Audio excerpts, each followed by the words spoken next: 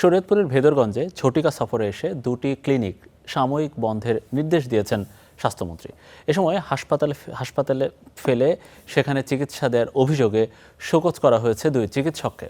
এছাড়া স্টোরে থাকা মেয়াদ উত্তীর্ণ ওষুধ দ্রুত নষ্ট করার নির্দেশ দেন স্বাস্থ্যমন্ত্রী।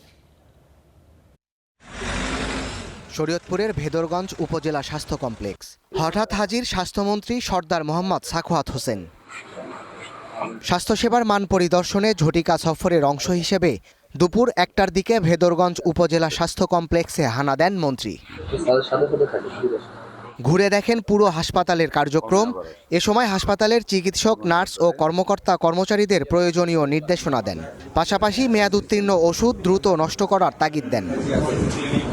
সেখান থেকে বেরিয়ে পার্শ্ববর্তী মডার্ন ডায়াগনস্টিক সেন্টার ও ক্লিনিক এবং নিউ পপুলার ডায়াগনস্টিক সেন্টার ও হাসপাতাল পরিদর্শনে যান। এ সময় কাগজপত্র হালনাগাদ না থাকায় প্রতিষ্ঠান দুটি সাময়িক বন্ধ রাখার নির্দেশ দেন। এটা কোন লাইসেন্সই নেই, আর ওইটা লাইসেন্স 22 সনের পরে রিনিউ করে নাই।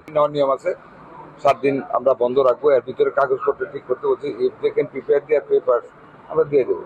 এ সময় হাসপাতাল ফেলে ক্লিনিকে রোগী দেখার অভিযোগে দুই চিকিৎসককে শোকজ করেন স্বাস্থ্যমন্ত্রী। একজন ডাক্তার পেয়েছে, সরকারি চাকরি করে, এখানে এসে সরকারি টাইমের ভিতরে এখানে এসে অ্যানেস্থেসিয়া দিয়েছে, ওনার বিরুদ্ধে অ্যাকশন নেব।